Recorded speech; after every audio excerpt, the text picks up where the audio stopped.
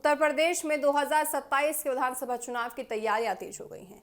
इसी बीच सूलहदेव भारतीय समाज पार्टी के प्रमुख और योगी सरकार में मंत्री ओम प्रकाश राजभर लगातार समाजवादी पार्टी और उसके अध्यक्ष अखिलेश यादव पर हमलावर हैं। हाल ही में उन्होंने सोशल मीडिया प्लेटफॉर्म एक्स पर एक लंबा पोस्ट साझा किया, जिसमें उन्होंने अखिलेश यादव पर तीखा आरोप लगाया है। उनके इस बयान के बाद पूरी तरह से राजनीति गर्म हो गई है और उनके इस बयान के बाद प्रदर्शन की राजनीति में एक बार फिर उबाल आता हुआ नजर आ रहा है। ओम प्रकाश राजभर ने अपनी पोस्ट में कहा कि अखिलेश यादव आपको बताएं कि भगवान श्री कृष्ण के वंशज नहीं बल्कि कंशवंशी है। उन्होंने कहा कि आरोप लगाया कि 2024 के लोकसभा चुनाव में समाजवादी पार्टी संसद जीतने के बाद पार्टी के कुछ समर्थकों का व्यवहार और आक्रामक हो गया।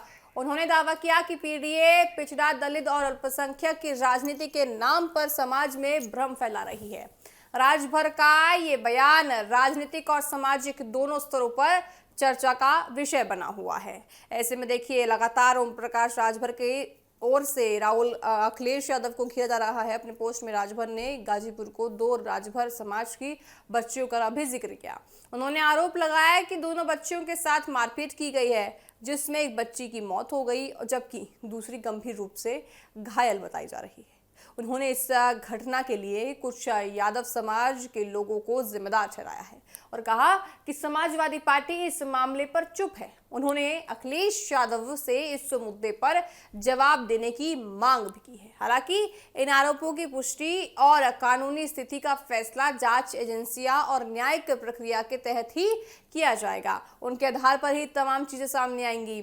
राजभर ने अमेठी में आपको बताएं कि प्रेम विवाह से जुड़े एक मामले का भी उल्लेख किया। जी हाँ, उन्होंने आरोप लगाया कि कश्यप समाज के एक युवक की हत्या इसलिए कर दी गई थी क्योंकि उसने यादव समाज की युवती से शादी की थी। उन्होंने कहा कि इस घटना पर भी समाजवादी पार्टी की ओर से कोई स्पष्ट प्रतिक्रिया अभी तक भी सामने नहीं आई है। उन्होंने इसे सामाजिक न्याय का उदाहरण बताते हुए दोषियों के खिलाफ सख्त कार्रवाई की मांग कर दी है। अपने बयान में ओम प्रकाश राजभर ने कई पिछड़े और अति पिछड़े समाज का नाम लेते हुए कहा कि यदि ये सभी समाज एकजुट हो जाते हैं तो अन्याय और गुंडागर्दी का मुकाबला किया जा सकता है। उन्होंने अपने समर्थकों के से एकता बनाए रखने की अपील की है और अंत में जय भारत, जय श्री राम, जय श्री कृष्ण, नमो बुद्धाय, जय महाराज सूलहदेव के नारों के साथ अपना संदेश समाप्त किया है। ऐसे में देखिए, वो लगातार ओम प्रकाश राजभर और अखिलेश यादव के बीच जो राजनीतिक अभी खींचतान चल रही है लगातार सामने आ रही है। 2022 की बात करें तो 2022 के विधानसभा चुनाव से पहले राजभर ने एनडीए छोड़कर समाजवादी पार्टी के साथ गठबंधन किया था। इस चुनाव में राजभर के 6 विधायक जीतकर विधानसभा पहुंचे थे, लेकिन कुछ चुनाव के समय के बाद ही उन्होंने नेताओं के रिश्तों में दूरी आती हुई नजर आ गई। ओम प्रकाश राजभर दोबारा एनडीए में शामिल होकर योगी आदित्यनाथ सरकार में मंत्री बन गए।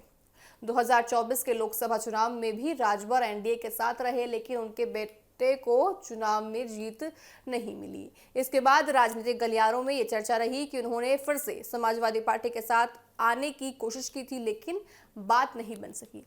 हालांकि इसकी कोई आधिकारिक पुष्टि नहीं है। इसके बाद से ये लगातार समाजवादी पार्टी और अखिलेश यादव पर हमलावर बने हुए हैं। फिलहाल देखिए, दिलचस्प बात यह है कि ओम प्रकाश राजभर के लगातार बयानों के बावजूद समाजवादी पार्टी ने अब तक कोई भी बड़ा पलटवार नहीं किया है। जी हाँ, केवल एक बार सपा के वरिष्ठ नेता शिवपाल यादव ने उनके बयानों पर हल्का तंज कसा था। राजनीतिक विशेषज्ञों का मानना है कि सपा फिलहाल इन बयानों पर ज्यादा प्रतिक्रिया देने के बजाय अपने संगठन और चुनावी रणनीति पर ध्यान देने का पूरा प्रयास कर रही है। राहुल गांधी ने आपको बताया कि कुल मिलाकर अब तमाम देखिए अखिलेश यादव को यहाँ खींचने का ओम प्रकाश राजभर पूरा प्रयास कर रहे हैं। कुल मिलाकर ओम प्रकाश राजभर के हालिया बयानों ने उत्तर प्रदेश की राजनीति में कई बहस छेड़ दी है। उन्होंने आरोपों और समाजवादी पार्टी की चुप्पी को लेकर राजनीति में देखिए अलग ही रुख ले लिया है। आने वाले समय में ये देखना महत्वपूर्ण होगा कि दोनों दल इस मुद्दों को किस दिशा की ओर ले जाते हैं। 2027 के विधानसभा चुनाव की राजनीति पर इसका क्या असर पड़ता हुआ नजर आता है।